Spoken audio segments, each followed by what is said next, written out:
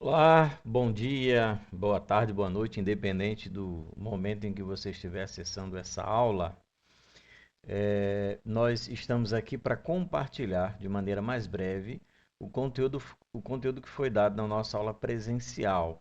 Nós falamos na nossa última aula sobre as preposições gregas e nós achamos por bem preparar um material que fosse uma revisão geral daquilo então que nós apresentamos em sala. Obviamente, a gente não vai ter como apresentar tudo que foi discutido em sala numa videoaula dessa daqui, mas nós tivemos uma discussão aí de mais de 3 horas sobre as preposições. O que a gente vai ver agora é uma abordagem, digamos assim, mais resumida desse conteúdo.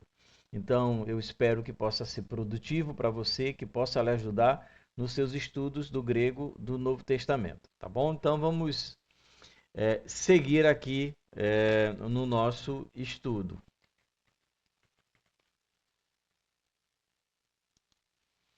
Então, como estou aqui apresentando para vocês, nós vamos falar sobre as preposições do grego do Novo Testamento, né? Lembrando que nossa disciplina é a disciplina de grego do Novo Testamento 2. Então, vamos falar um pouco sobre esse assunto que é bem importante. Antes, deixa só eu fazer um preparativo aqui para eu poder ficar olhando, né, como está a gravação dessa aula, para eu acabar não me perdendo, tá certo? Então vamos lá, falar um pouco sobre as preposições gregas. Preposição é uma partícula invariável, então isso aqui é algo importante, né? A, as preposições, né? A preposição é uma partícula que não varia, né? A gente viu nas nossas disciplinas de grego que nós temos substantivos, que nós temos pronomes, que nós temos verbos, que eles vão variar. Palavras como substantivos vão variar segundo a sua declinação e verbos vão variar segundo a sua conjugação. Então, a preposição é uma partícula que ela não varia, né? Então, ela não varia de acordo com o seu caso, não varia de acordo com conjugação verbal, né? Porque existem palavras que precisam concordar entre si. Então, se eu tenho, por exemplo, um pronome, o pronome deve concordar com o seu verbo. No caso da preposição, a preposição ela é invariável. E ela é regida, né, por um caso nominal específico, seja esse caso. Aí nós vamos ter três casos dentro das declinações, seja o caso genitivo, o caso dativo ou o caso acusativo, e vai estabelecer uma relação semântica precisa entre esses termos, entre a preposição e, no caso, o seu substantivo. E ela também pode funcionar como um prefixo verbal. Isso é uma outra característica importante dentro da língua grega, que nós podemos ter verbos construídos com a presença de um prefixo, que é uma preposição. E a presença desse prefixo, ela pode modificar, ela pode trazer algumas modificações ao significado, ao sentido do verbo. Essa a mudança no verbo a gente vai ver daqui a pouco, né? Mas então a preposição ela pode ser uma preposição que esteja simplesmente estabelecendo uma relação semântica com o substantivo e no caso de verbos ela pode alterar em alguns aspectos aquele verbo. A gente precisa lembrar, como eu falei aqui antecipadamente, né, que as preposições elas são indeclináveis, elas não são. Deixa eu só achar aqui onde é que está. As preposições elas são indeclináveis, né? Então elas não vão variar. A gente tem, por exemplo, substantivo no caso genitivo. A preposição ela vai variar de acordo com esse caso. Se, por exemplo, substantivo mudar para o acusativo, não, ela não vai variar. Então a preposição ela não varia. O que varia é o caso do substantivo, que aí sim vai exercer uma regência, uma influência sobre o sentido da preposição. Você vai ter preposições que no genitivo vão ter um sentido, que no acusativo vão ter outro. E sendo assim, uma mesma preposição, então, ela pode adquirir sentidos distintos. a depender do caso do substantivo ou verbo a ela relacionado. Então, a preposição ela vai tanto sofrer uma influência do substantivo, segundo o seu caso de declinação, quanto também do verbo, não segundo a sua conjugação, mas naquela situação dele estar prefixado ao verbo. Por exemplo, eu tenho aqui de a,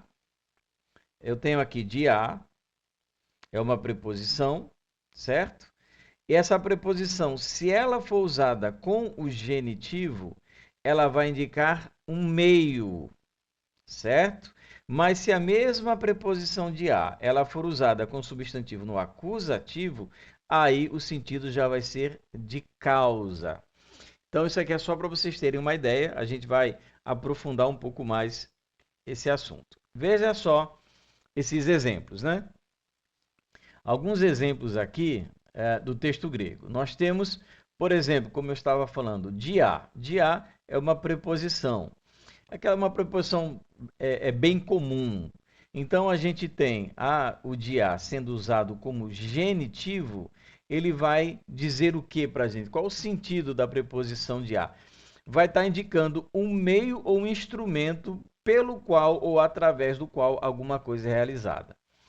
Olha essa frase grega aqui. Tegar hariti este sesosmeno diapisteus.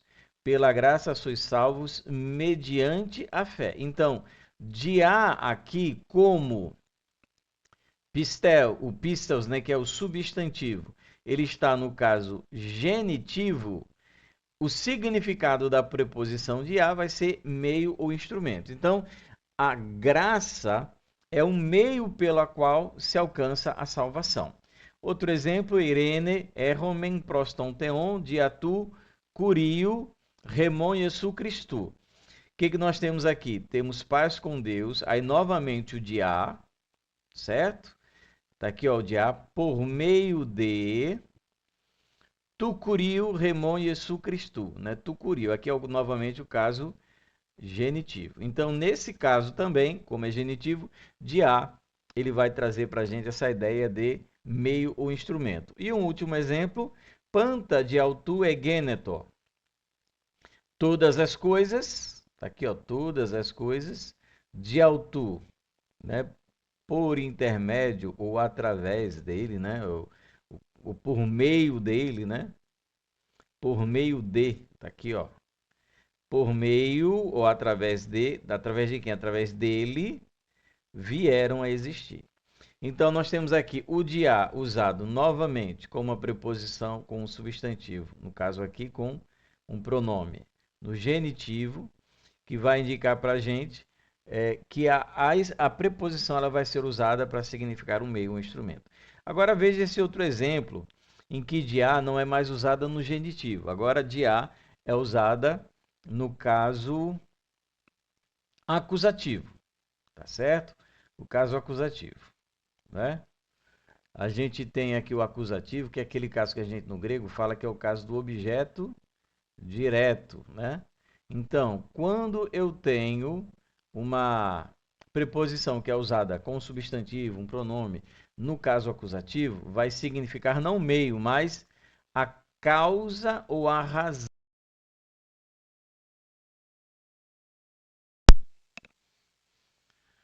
A causa ou a razão para alguma coisa. Por exemplo, diator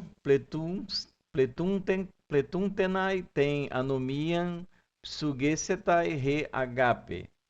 Dia, preposição, tá vendo? Ó, to pletuntenai, aqui, objeto direto, a gente vê que é o caso acusativo, né?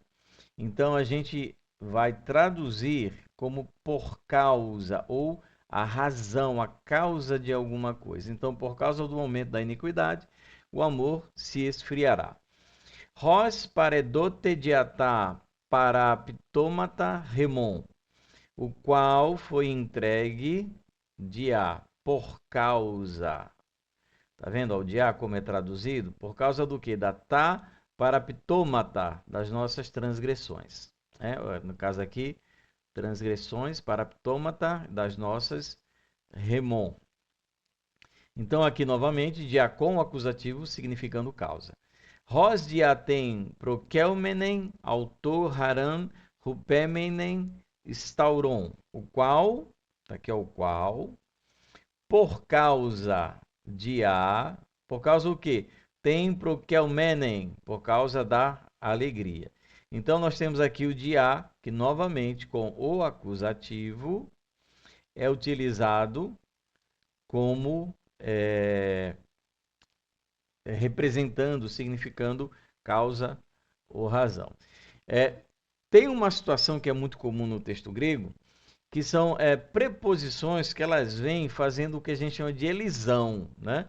Seguido do apóstrofo. Quem viu lá no grego 1 o alfabeto, leitura, os sinais da língua grega, vai lembrar do apóstrofo representando a perda de uma vogal. Então, existe uma regrinha básica para isso, né? Deixa eu tirar minha câmera aqui para facilitar, para vocês poderem ver, né? Deixa eu tirar aqui a câmera para vocês poderem ver direitinho, tá bom? Então, vamos lá. Então, nós vamos ter aqui, ó.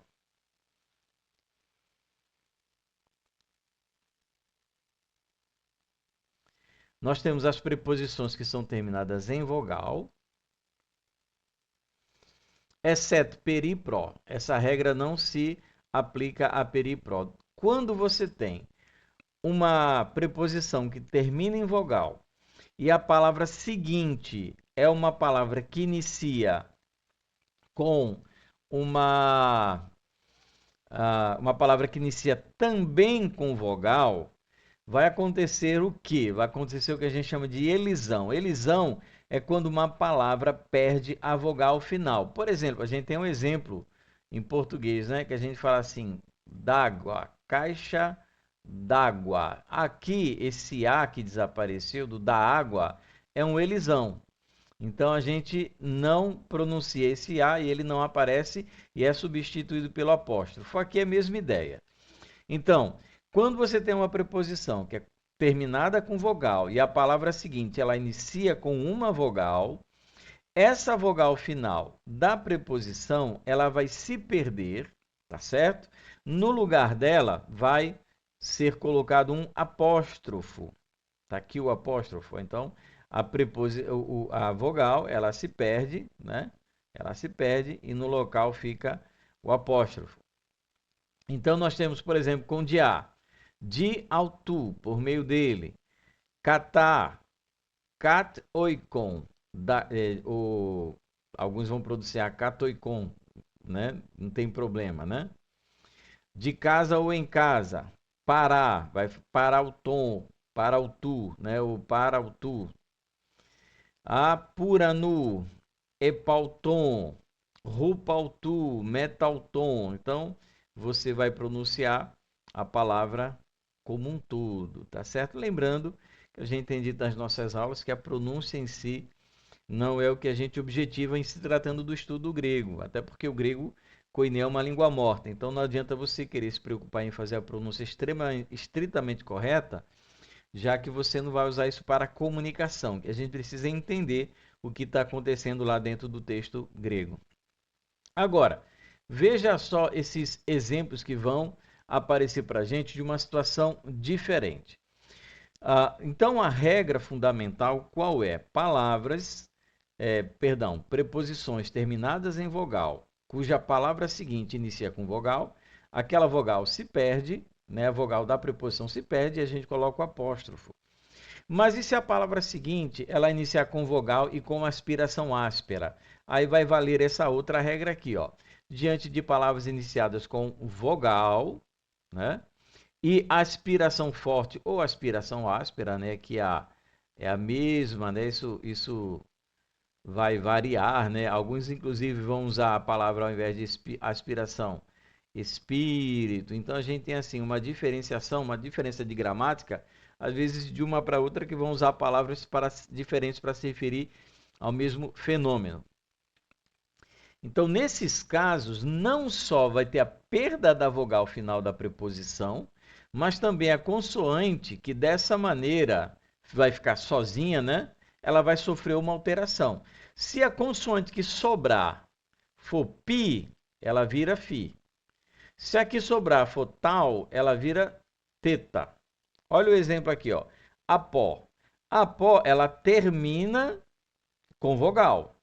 Então, se eu tirar o ômicron, eu coloco elisão.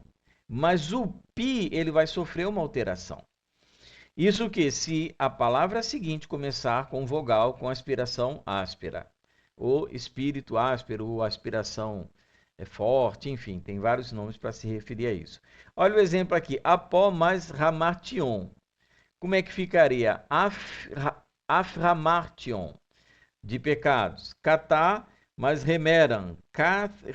Remeram. Metá mais remon. Met remon. Epi mais remais. Ef remais. Rupó mais remon. Ruf remon. Então, essa daqui é uma regra que vai estar presente no texto grego do Novo Testamento.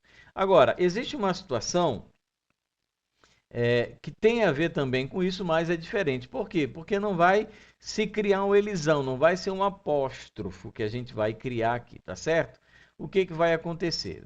É menos frequente, mas a gente precisa estar preparado para encontrar isso dentro do texto grego, né? Então, ó, o fenômeno também ocorre com o kappa. Então, a gente tem, por exemplo, a preposição ek, que ela tem o kappa. Nesse caso, o que, que vai acontecer?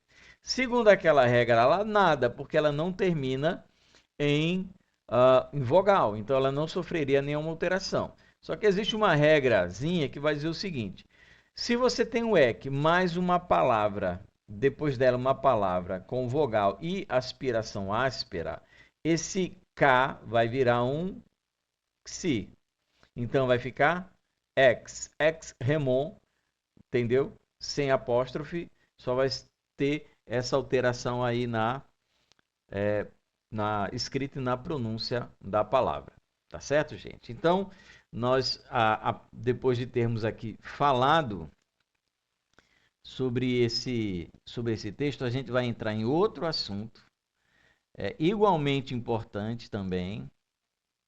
Deixa só eu fazer uma correção aqui. Tá bom? Vamos ver aqui se vai dar certo.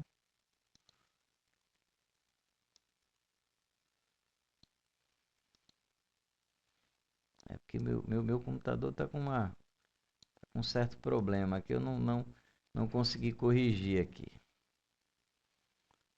Então eu vou fazer o seguinte, como não estou conseguindo, eu vou ficar sem aparecer na câmera, mas o importante é o conteúdo. Então vamos lá. Então as preposições, nós temos basicamente preposição, digamos assim, de dois tipos, que vão indicar dois estados diferentes. Ou duas, digamos assim, maneiras de compreender a dinâmica dentro do texto. E as preposições, elas podem indicar, ainda que de maneira, digamos assim, secundária, essa realidade. Então, as preposições, elas podem indicar um estado, e a gente vai, digamos assim, dar uma nomenclatura como preposições estáticas, mas elas também podem indicar para a gente movimento. Nesse caso, nós vamos chamar de preposições dinâmicas. Agora, veja bem, primeiro, não é toda a gramática que vai tratar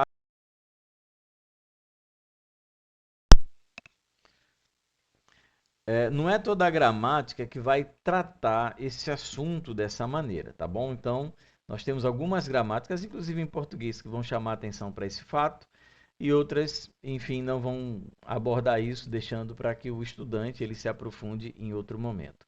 E, inclusive, algumas gramáticas vão tratar esses termos estático e dinâmico usando outros termos, mas o sentido basicamente é o mesmo, tá certo? Então, nós podemos ter preposições, inclusive nós temos aqueles diagramas que o pessoal encontra em livro, né? Que vai falar assim, para dentro de dentro de, né? Então, você tem algumas simbologias que são usadas para representar as preposições, como setas e outros simplesmente como linhas. Então, as setas, elas estão ali para representar essa ideia de movimento. E as linhas para representar, linha feia, a linha simplesmente para representar um estado. Então, nós vamos ter aí preposições que vão indicar simplesmente estado e preposições que vão indicar movimento. Agora, tem uma questão aqui que é importantíssima, né? Lembra que eu falei que as preposições elas sofriam influências de substantivo, e a gente já viu um pouco disso, né? Em que o substantivo, caso da declinação, exercia influência sobre o sentido da preposição, mas agora eu estou dizendo para vocês que o tipo de verbo ele também vai influenciar no significado da preposição, tá certo? Então, por exemplo, se eu tenho um verbo numa frase que indique movimento, por exemplo, ir indica movimento, comer, né? Indica movimento. Então, se eu tenho um verbo que indica movimento, a preposição ela vai ter esse sentido, ainda que ela seja estática. Então, se há uma preposição que indica estado, que não indica movimento, mas o verbo indica movimento, a preposição, ainda que tendo que esteja indicando estado, ela vai passar a indicar esse movimento, ela vai se tornar dinâmica. O oposto também acontece. Então, se eu tenho uma preposição que indica estado, só uma linha, e um verbo que indica movimento, o que vai acontecer? A preposição ela vai passar a indicar movimento. Se eu tenho uma preposição que indica movimento e eu tenho um verbo que indica estado, como por exemplo ser ou estar, são verbos que indicam estado. A partir daí, ela vai passar a ser uma preposição que indique estado, ela vai se tornar estática. Porque o verbo ele vai exercer essa influência semântica sobre a preposição. Olha esse exemplo aqui. Ten haren eis ren stekamen.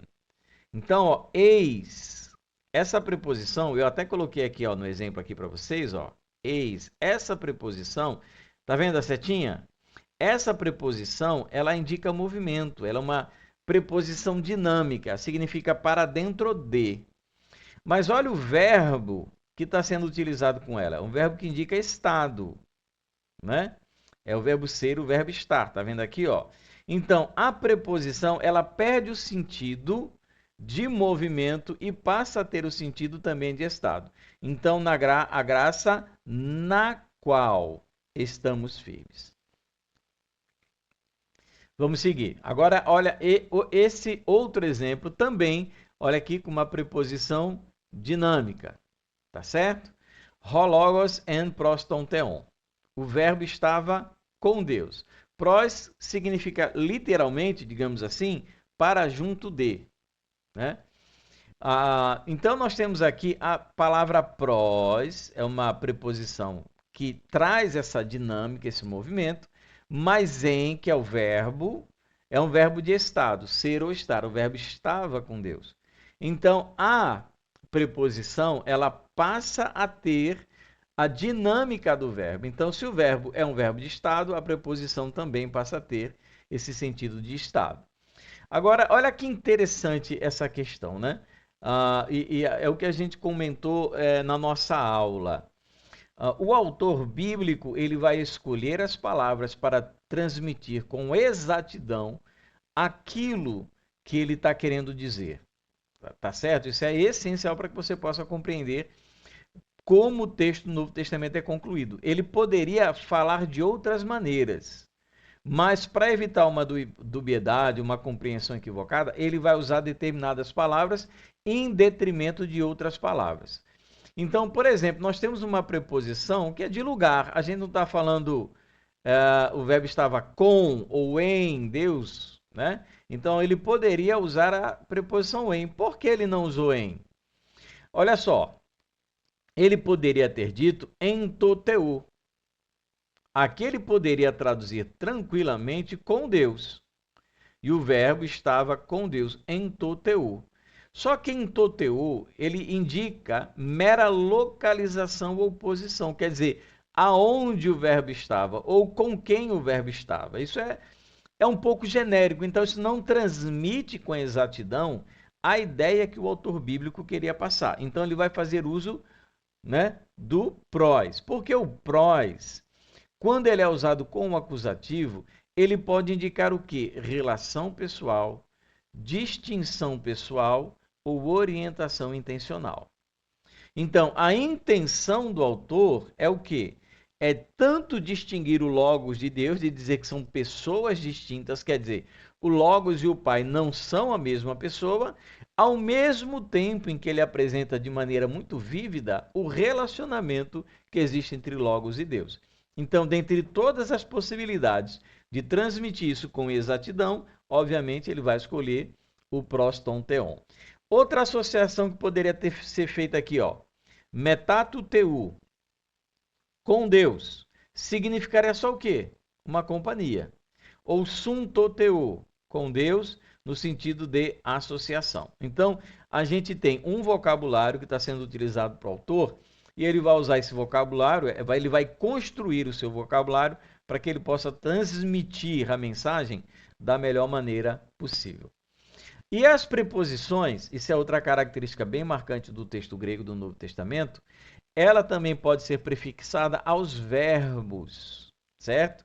Então nós temos verbos que são construídos mas acrescidas a preposições. Então nós podemos ter preposições, partículas, né, que se tornam partículas prefixadas aos verbos, né? E isso é extremamente comum no texto grego do Novo Testamento. Então, as preposições também podem ser prefixos de verbos. E para dois propósitos, para dois motivos. Primeiro, para localizar e especificar o significado de um verbo, né? Então, ele vai localizar, né, e especificar o significado de um verbo. Né? Por exemplo, um verbo com significado amplo pode ser especificado mediante o acréscimo de um prefixo. Nesses casos, a preposição empresta o seu significado próprio ao verbo, delimitando ou especificando o significado do mesmo. Isso vai acontecer semelhantemente no português, como, por exemplo, rever, prever, impor. Né? Quer dizer, você tem ver. Não é exatamente a mesma coisa, né? Mas para vocês terem uma ideia. Ordenar, aí você bota coordenar, depor, sobrepor, né? Então você acaba tendo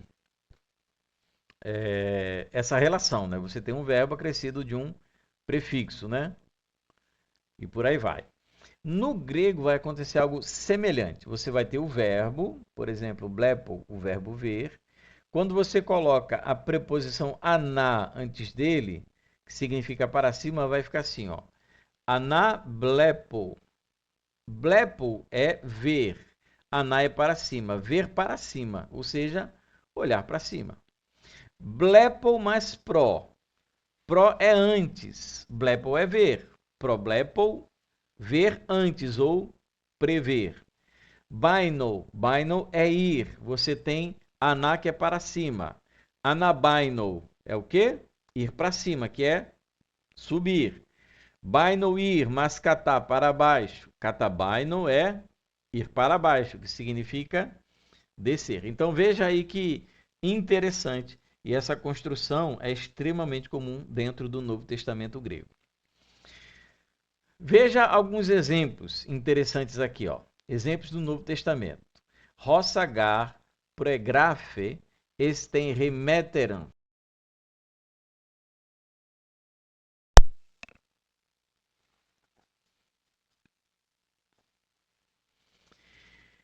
De novo aqui.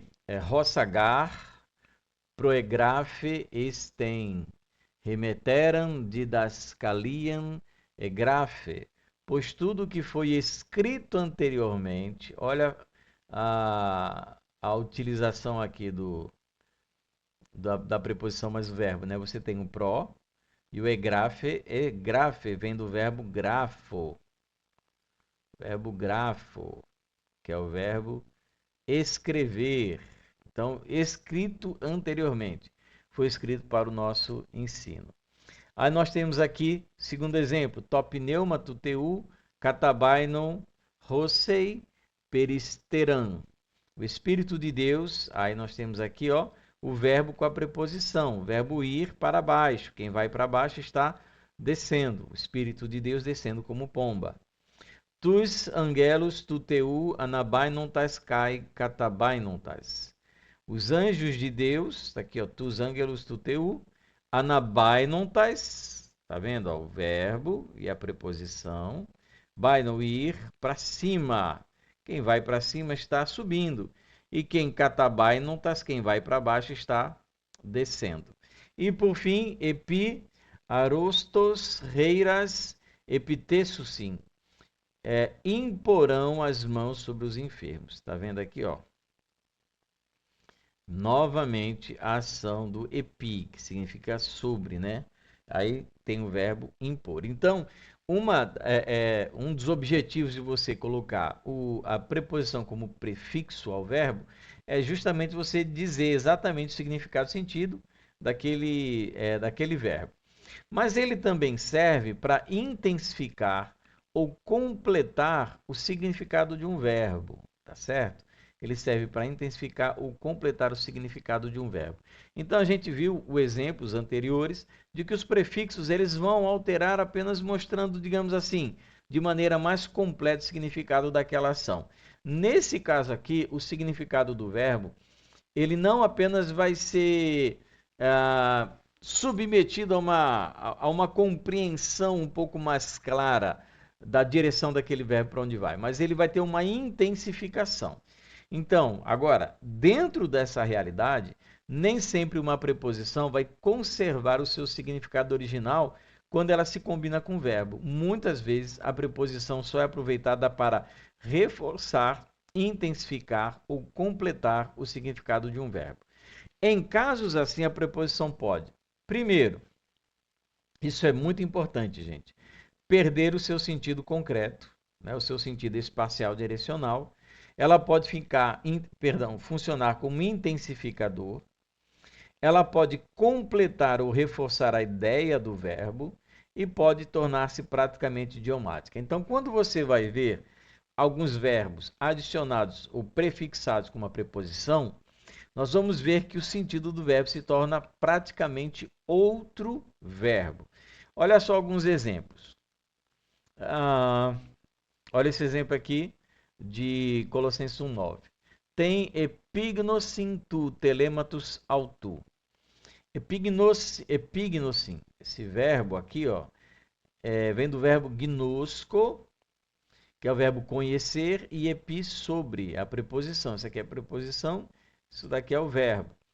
Quando eu junto epi mais gnosin, eu tenho o pleno conhecimento da sua vontade. Então aqui você vê que houve uma ampliação,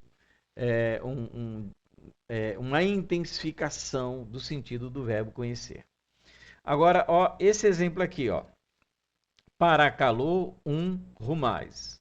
Nós temos o que aqui? O verbo paracalô, que aqui em Romanos capítulo 12, versículo 1, é traduzido como rogo-vos, né? Quando a gente olha o verbo, nós temos a preposição parar mais calor. Aqui é o verbo e aqui é a preposição. O verbo parar mais calor, ele significaria literalmente chamar ao lado, né? Só que nesse caso aqui, o seu significado ele é completamente alterado para rogo-vos, tá certo? Então, a gente precisa evitar construir muitas ilustrações em cima de situações assim, viu? Porque às vezes isso aqui é algo exegeticamente equivocado. Você construir, dizer que exortar, você só exorta quando chama alguém ao lado. Não necessariamente. Então a gente tem que tomar cuidado quando se faz essas associações. E Kai re escoti autu u catelaben, né? Então nós temos novamente aqui o verbo catelaben, é um verbo que é composto por uma preposição e um verbo, e que ele vai adquirir um sentido completamente diferente do sentido do verbo original, que vai ser prevaleceu. Então, inclusive, outras versões vão tentar traduzir esse verbo de maneira diferente, mas é um verbo que é construído através de um verbo com preposição prefixada. E esse daqui penso que seja o nosso último assunto, né? Que são as chamadas preposições próprias e as preposições impróprias. Novamente, esse conteúdo não é um conteúdo que você encontra presente em todas as gramáticas, tá certo?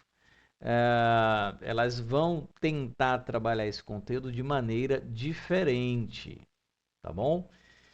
O que que nós vamos ter aqui? Nós vamos ter essa compreensão de que existem preposições que são chamadas de próprias. Por quê? Porque elas funcionam como preposição e não exercem outra função na língua. Então você tem um conjunto de palavras dentro do Novo Testamento que elas não têm outra, digamos assim, utilização, não aparecem de outras maneiras, a não ser como preposição. Essa daqui é a classificação, a classe ou conjunto de palavras que normalmente são apresentadas nas gramáticas, né, chamadas preposições próprias. As impróprias, algumas gramáticas vão trabalhar, mas às vezes só en passant, né, assim, sem muito aprofundamento. A gente também não vai ter condição de se aprofundar, até porque o nosso objetivo mais é entender aquelas que são mais comuns, que são mais próprias. Então, preposições próprias são aquelas que sempre funcionam como preposição e não exercem outra função na língua. Ela tem a função sintática de conectar termos da oração e função semântica de definir a relação entre eles, como lugar, direção, causa, meio, associação, ou seja, a função típica daquilo que é uma preposição. Então, existe no Novo Testamento grego um conjunto de palavras que elas aparecem no Novo Testamento exclusivamente como preposições. Elas não ocupam outra função sintática dentro da construção da frase, a não ser a função de preposição. Correto? Compreendeu aí? A esse conjunto de preposições nós chamamos de preposições próprias.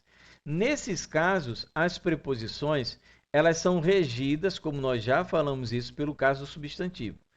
Essas preposições próprias, elas estão sujeitas, digamos assim, tanto ao caso do substantivo, como nós falamos, né, que o genitivo, dativo ou acusativo, eles vão alterar o sentido da preposição.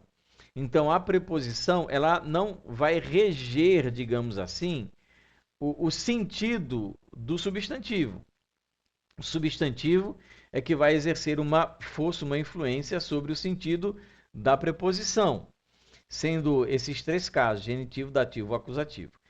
E nós também vimos que essas preposições próprias que nós estamos falando, quando ligadas ao verbos, elas podem sofrer, elas vão trazer alguma influência ao sentido daquele verbo, como também nós já falamos anteriormente, tá certo?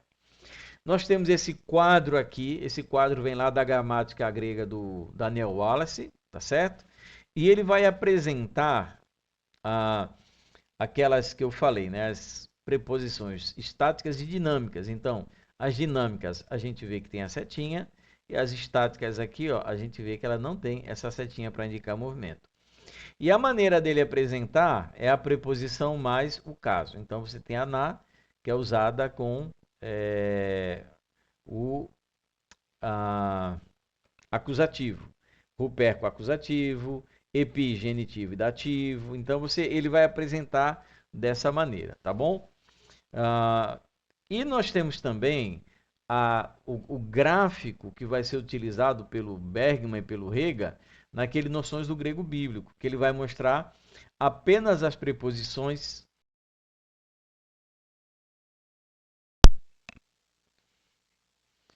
que ele vai apresentar as preposições, certo? Sem mostrar a que casos estão relacionados. Ele vai fazer isso no vocabulário. Mas ele vai mostrar também aqui, ó, bem enriquecedor, eu gosto muito desse quadro dele, as que são dinâmicas e estáticas, né? Porque esse é um conhecimento importante. Quais são as preposições próprias, né? Ou seja, aquelas que só ocupam função de preposição dentro do texto grego. Aqui está a relação. Aná, quando é usada com acusativo, significa para cima, acima, sobre, ao longo de ou cada. Anti, com genitivo. Ela só é utilizada com genitivo.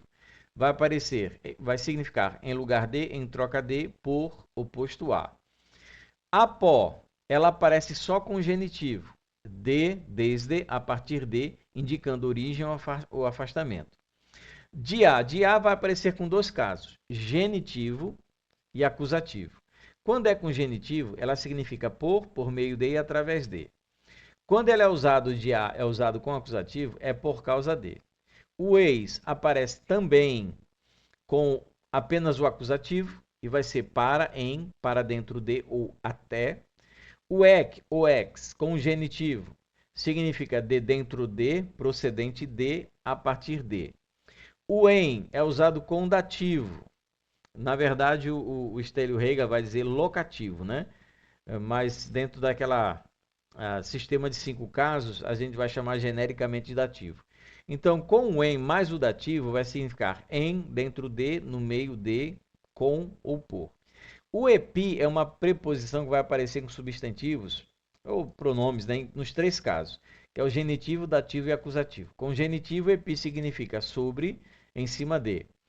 Epi mais dativo, sobre, em, baseado em. E o epi mais acusativo, sobre, contra, até, no sentido de direção. Depois nós temos o catar, que é usado em dois casos, catar com genitivo, sobre, por, contra e para baixo. Catar mais acusativo, segundo, conforme, de acordo com. E o metá. Metá também aparece em dois casos. Metá com genitivo, indica com no sentido de associação, junto a e entre.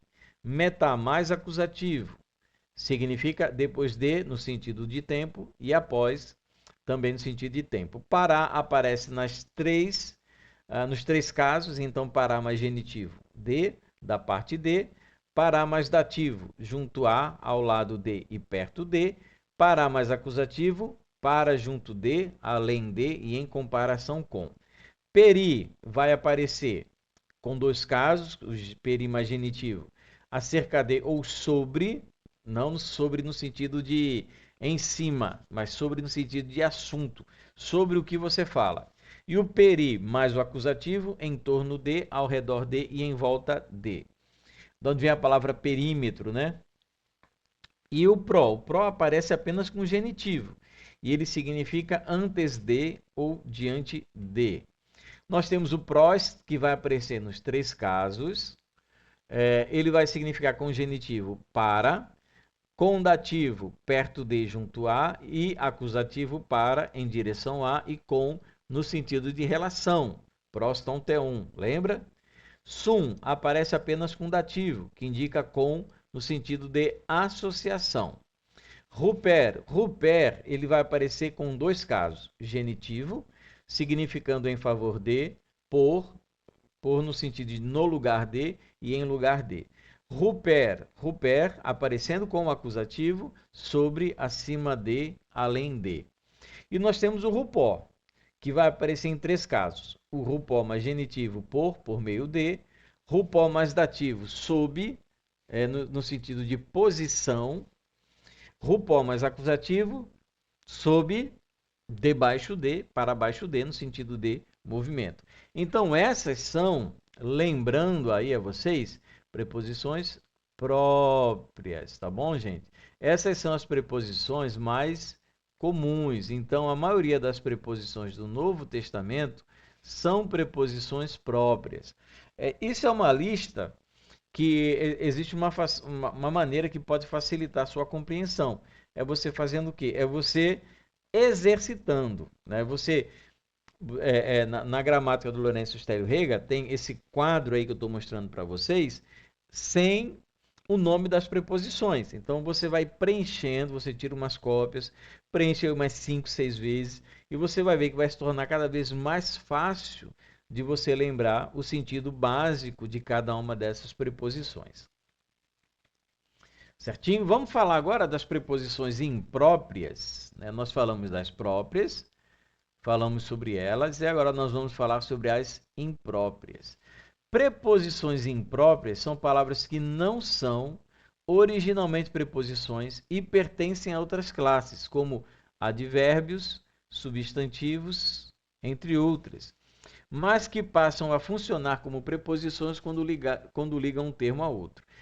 Isso vai acontecer especialmente com advérbios, mas nós também temos outras classes menores que também vão acabar ocupando a função de preposição dentro do texto do Novo Testamento.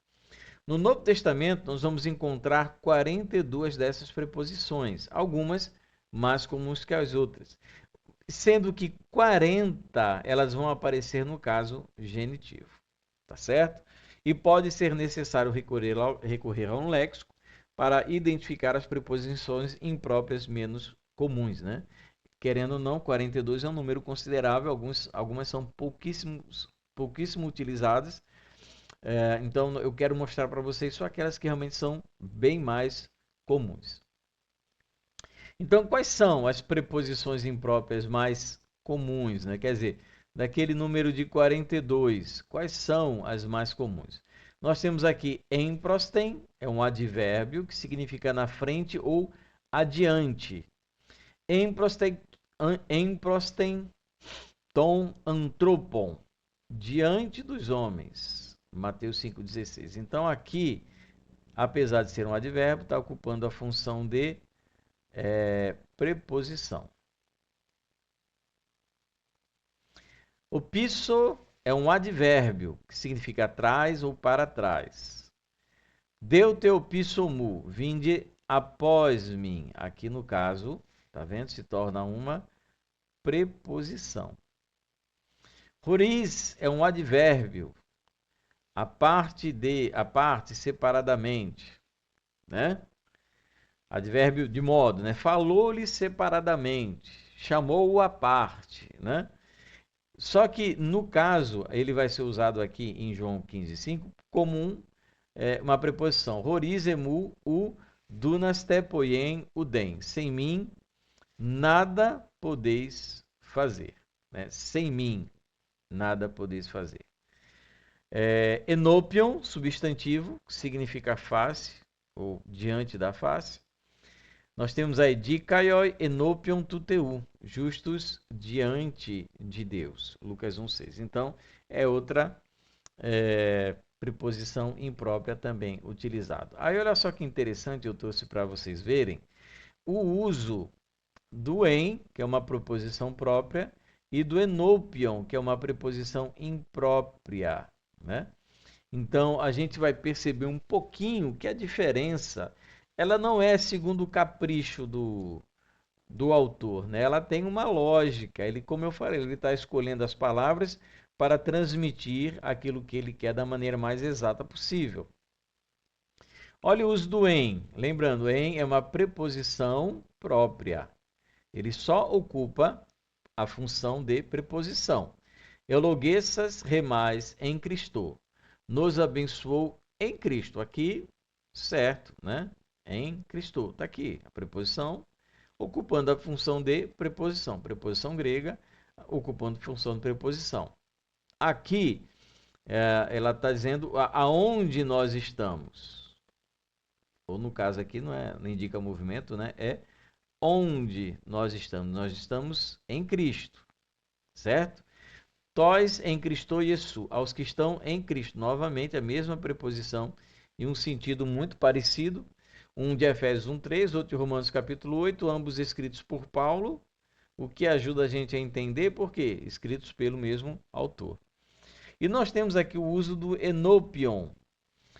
O de caiotesetai passa sarques enopion autu. Ninguém será justificado diante dele. Certo? Então, enopion aqui.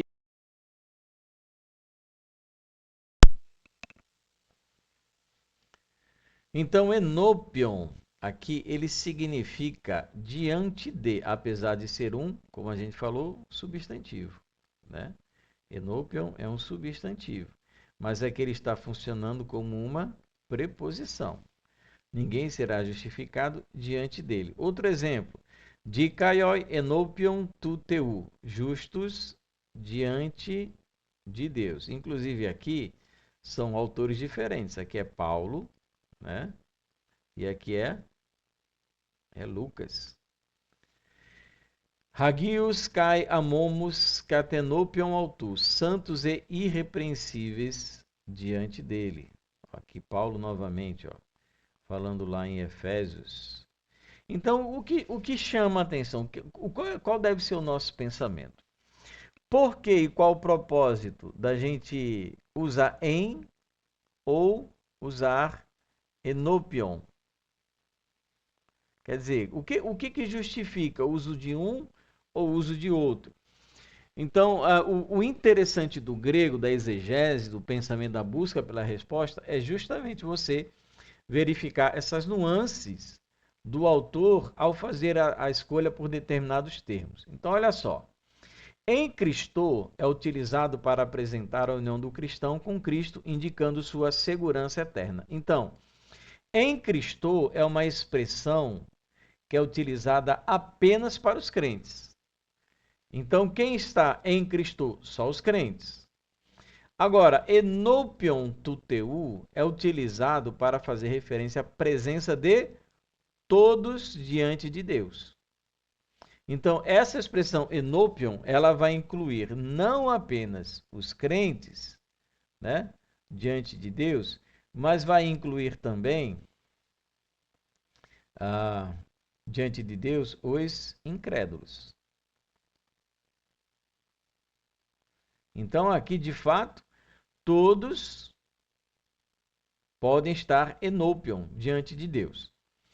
Porque vai tratar da exposição do ser humano e sua avaliação diante de Deus. Então, o conceito aqui é diferente. Enquanto um trata da segurança do cristão, da segurança eterna do crente em Cristo, o enopion ele vai representar a presença das pessoas diante de Deus para prestarem contas. Olha o que diz aqui Efésios 1:4.